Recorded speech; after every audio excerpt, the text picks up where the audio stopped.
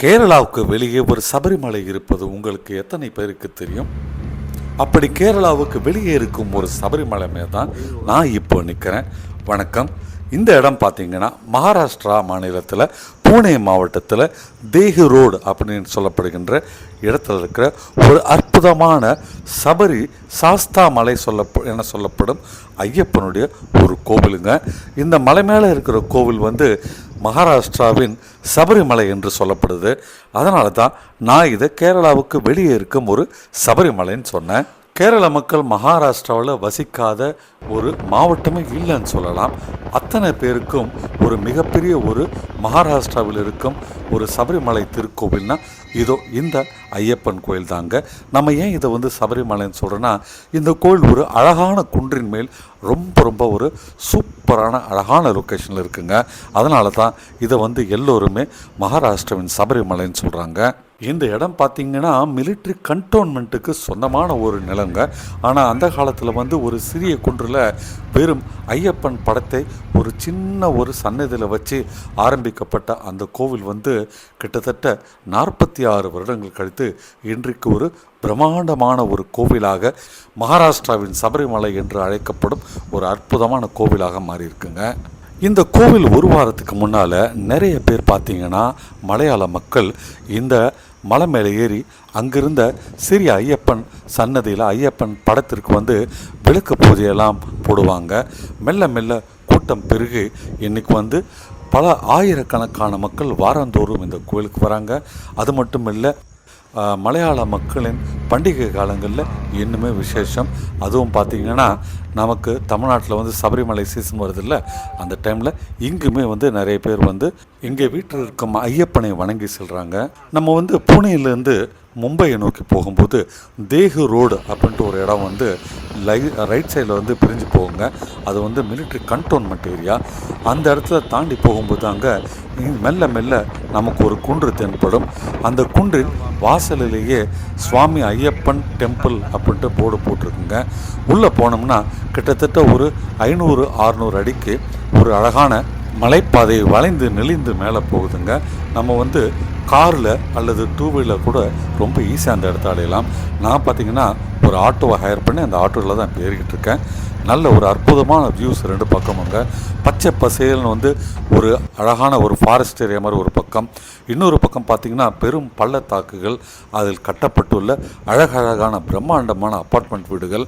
அதை தவிர எந்நேரமும் பரபரப்பாக இருக்கிற பூனே மும்பை எக்ஸ்பிரஸ்வே, ஒரு பக்கத்தில் பார்த்திங்கன்னா பரபரப்பாக ஓடுகின்ற ரயில்வே நெட்வொர்க்குன்ட்டு ஒரு அற்புதமான பகுதி. இத்தனை இருந்தும் அந்த மலை பார்த்திங்கன்னா நிசப்தமாக ரொம்ப அமைதியாக இருக்குங்க. அந்த இடம் ஆரம்பத்தில் ஐயப்பனுடைய படம் மட்டுமே இருந்த இடத்துல இன்றைக்கி பார்த்திங்கன்னா அற்புதமான ஒரு ஐயப்பன் அங்கே விட்டிருக்கிறார். குரு கன்னியப்பர் கிருஷ்ணன் நம்பூதிரி தலைமையில் இந்த கோவில் கட்டப்பட்டதுங்க. நம்முடைய திராவிடியன் ஸ்டைல் என சொல்லப்படும் தமிழ்நாடு ஸ்டைலையும் இந்த கோவில் கொஞ்சம் இருக்குங்க. அது தவிர ஒரு பக்கத்தில் கேரளா மாதிரியும் ஃபுல்லாகவே கட்டியிருக்கிறாங்க.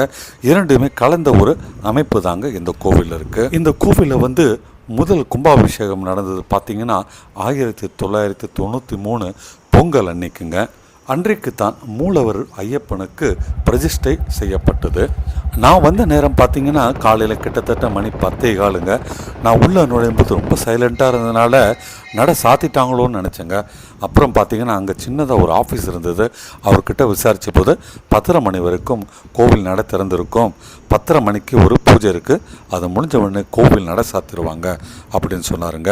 அதனால் நீங்கள் போகிறீங்கன்னா முடிஞ்ச வரைக்கும் காலையில் ஒரு 6:30 மணிலேருந்து 10 மணிக்குள்ளே அந்த இடத்துக்கு போயிடுங்க. மாலையில் பார்த்திங்கன்னா 5:30 மணிலேருந்து 8:30க்குள்ளே அங்கே 8:30க்கு மேலே 8:30க்குள்ளே பூஜை நடத்தப்படும். மாலை பார்த்திங்கன்னா கோவில் திறக்கப்படும் நேரங்கள் சாயங்காலம் 5:30லேருந்து இரவு 8:30 மணி வரைக்குங்க.